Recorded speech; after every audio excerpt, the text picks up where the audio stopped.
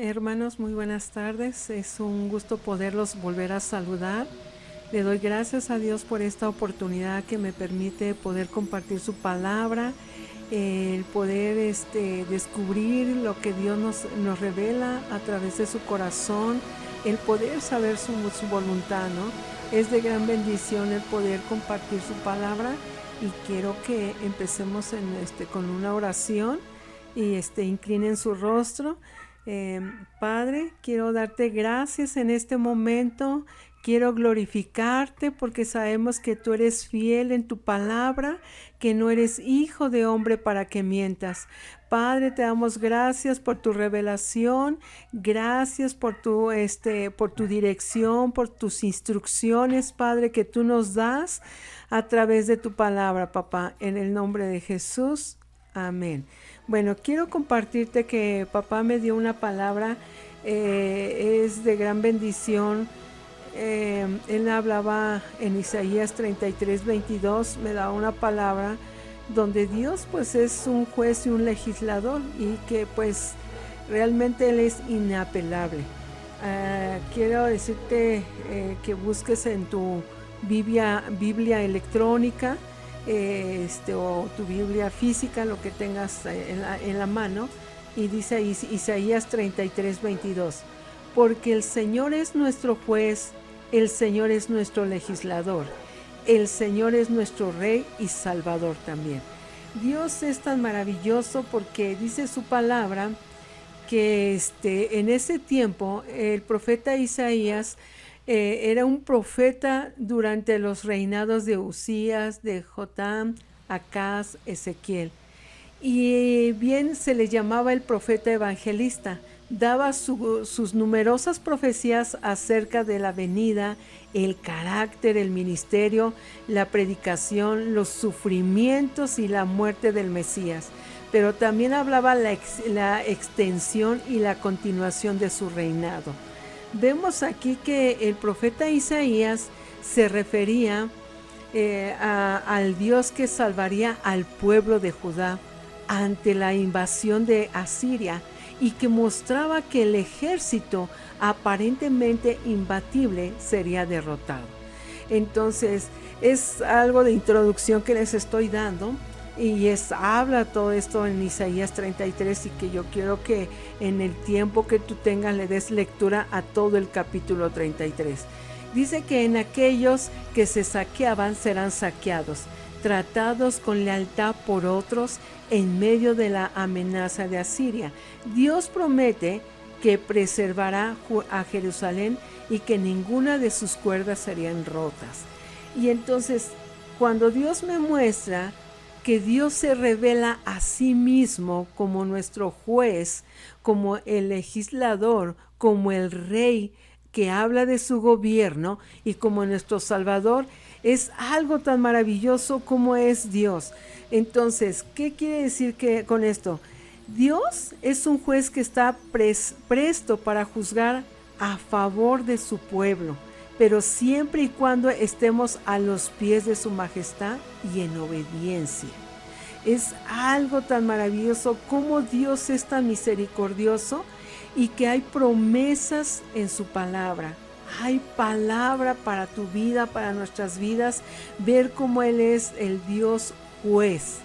Entonces, ¿qué quiere decir con esto? Dios nos va a juzgar a todos teniendo conocimiento de la palabra de Dios o no teniendo conocimiento de su palabra. Dice, cuando lo único que quiere Él es obediencia a su palabra. Dice que juez es Zafat. ¿Qué quiere decir? Es una persona que tiene autoridad para juzgar, para sentenciar, y responsable de aplicar las leyes. ¿Qué quiere decir? Que va a juzgar a toda la raza humana. Dios va a juzgar a toda la raza humana, teniendo conocimiento de su ley o no teniendo conocimiento de su ley.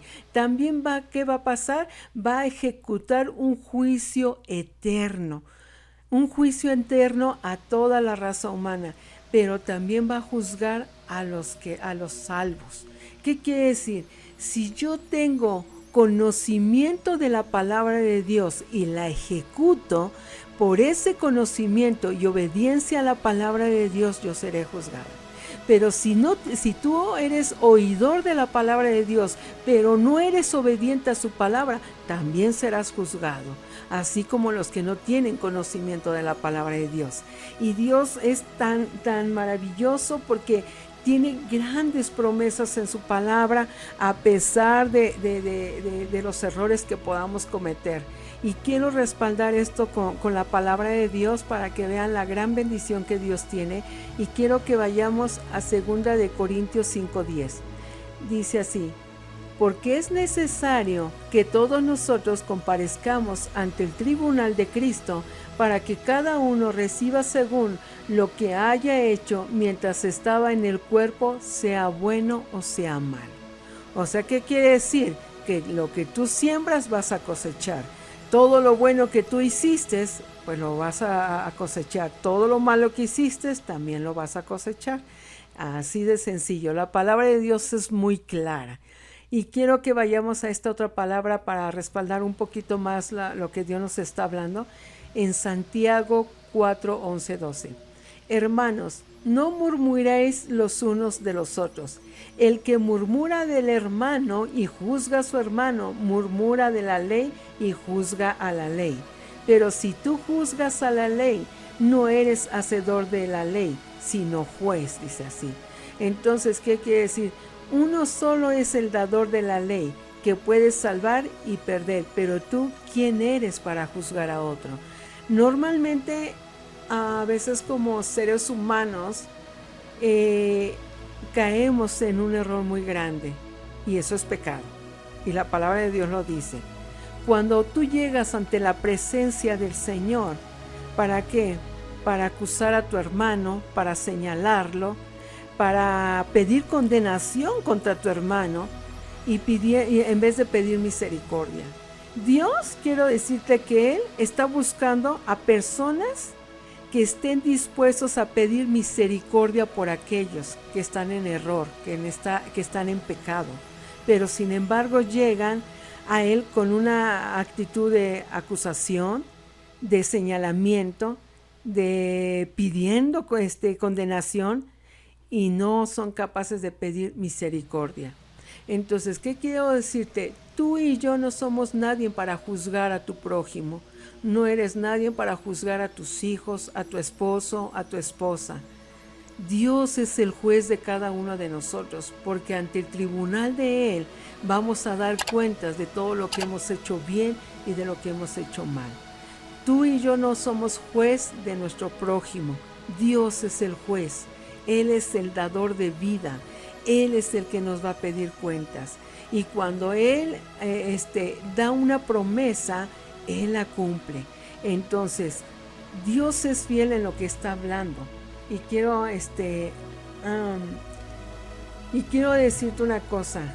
Yo no sé cómo tú estás o qué es lo que estás pasando. No lo sé. Pero sí debemos de tener cuidado cuando estamos delante de la presencia de Dios. ¿Y qué es lo que estamos hablando delante de Dios? Él no se enoja que hablemos la verdad, tal cual nos sentimos o lo que queremos, pero hay que saber pedir. Quiero que vayamos a una palabra muy importante que dice ahí, que también es el Señor el legislador. Él es el legislador. Es una persona o un órgano del cual provienen las leyes. Dios es el gran legislador.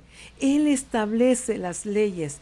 Él establece leyes en todo el orden de las cosas. ¿Qué quiero decir? Si te das cuenta en la palabra de Dios en Génesis, en el principio de la creación, Él puso orden en el desorden y puso límites. Entonces, ¿qué es lo que Dios hace? Da una palabra, da su ley, pero da orden y pone límites. Entonces, yo me quedo maravillada porque Dios tiene que ponernos límites, porque a veces sobrepasan los límites y te vas más allá de lo que Dios no te está pidiendo. O cuando Dios te pide avanzar y ir más allá, no lo hacemos. Entonces, Dios en realidad es el verdadero legislador de todo el universo. A Él se le debe las leyes físicas que rigen en la creación material, en las cosas inanimadas, en la vida animal también. También el hombre como creación de Dios está sometida a sus leyes físicas por ser una criatura racional con capacidad moral, espiritual, está igualmente sujeto a sus leyes morales.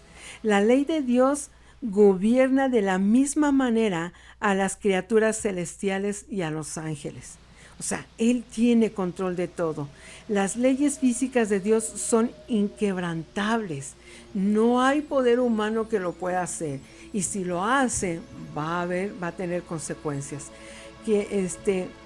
También son tan estables y confiables que los científicos, te podría decir que validan o se valen de sus leyes, que conocen y pueden calcular los movimientos de la Tierra, de la Luna, el planeta, otros cuerpos celestes. Es una precisión que de fracción de segundos ellos pueden calcular o conocer.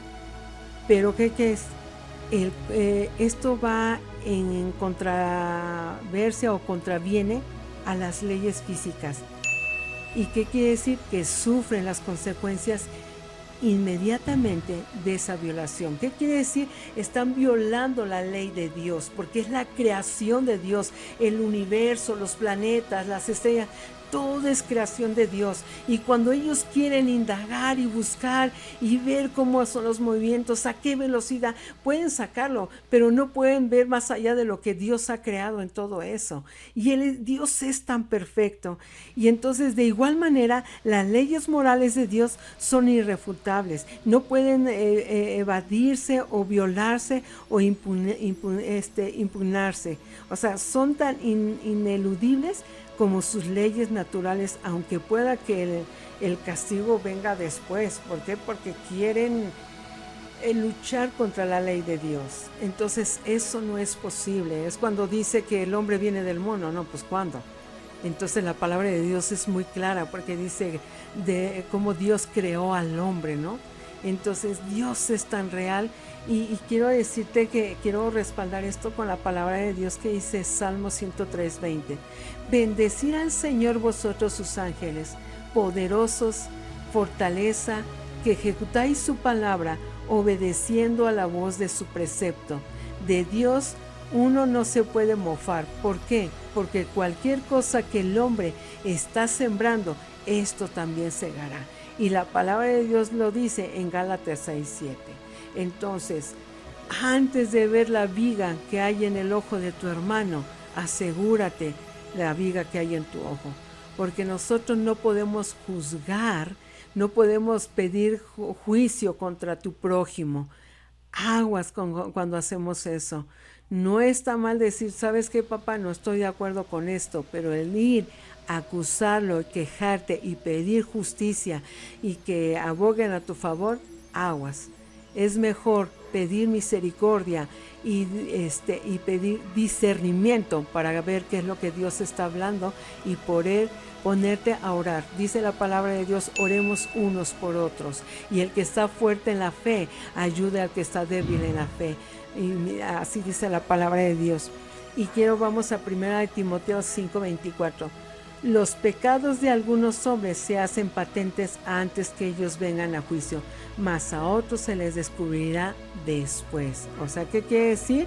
Que tarde o que temprano va a salir a la luz el pecado. Por más que lo oculten, Dios siempre lo saca a la luz, pero nunca te va a avergonzar. Es mejor arrepentirte e ir ante el Padre. ¿Por qué? Porque si has querido levantar juicio, crítica y murmuración ante tu prójimo, es mejor ponerte a cuentas. El juez es Dios, y ante el Padre tenemos así acceso al trono de su gracia. Ante el Padre tenemos también, dice la palabra de Dios, que si yo confieso mi pecado y me arrepiento, hallaré misericordia y gracia para con él. Y Dios es fiel en su palabra, porque también hay solución para él y hay salvación, como dice en su palabra. Y cuando tú estás más bajo el gobierno de Dios es mucho mejor. Quiero concluir con esto. Es algo muy sencillo, pero es de gran bendición. No te desgastes persiguiendo justicia, perdona y deja que Dios dé el veredicto.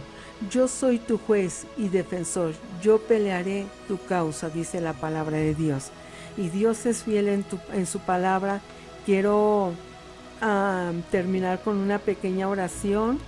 Quiero que inclinemos nuestro rostro para darle gracias a Dios. Padre, yo te doy gracias por tu palabra. Tú eres nuestro juez, nuestro legislador, nuestro gobernador y nuestro salvador, papá. Tu palabra dice que si nosotros nos acercamos hasta el trono de tu gracia, confesamos nuestro pecado, tú eres fiel para perdonarnos. Hallaremos misericordia, papá, y gracia para contigo. Gracias por tus promesas, papá. Gracias por tu palabra. Gracias por la vida de mis hermanos, morada de Dios, a cada uno de ellos, porque son vasijas de honra, papá, porque son columnas y baluartes de la verdad, papá. Son creación tuya, papá, obra de tus manos. Las has creado para tu propósito, papá, y gracias por el futuro que tú tienes para cada uno de ellos. Gracias por el llamado. Tú eres nuestro gobernante, papá. Tú eres nuestro juez. Y en ti está nuestra confianza, papá, porque tú eres nuestro Salvador. Y en ti, Señor, Padre, podemos estar, hay libertad. Donde el Espíritu de Dios está, hay libertad, papá. Y yo sé que en cada uno de mis hermanos que me está escuchando, el Espíritu de Dios está sobre ellos. Y hay libertad en su mente, en su corazón, en todo su espíritu y en todo su ser. En el nombre de Jesús. Amén. I think it's time to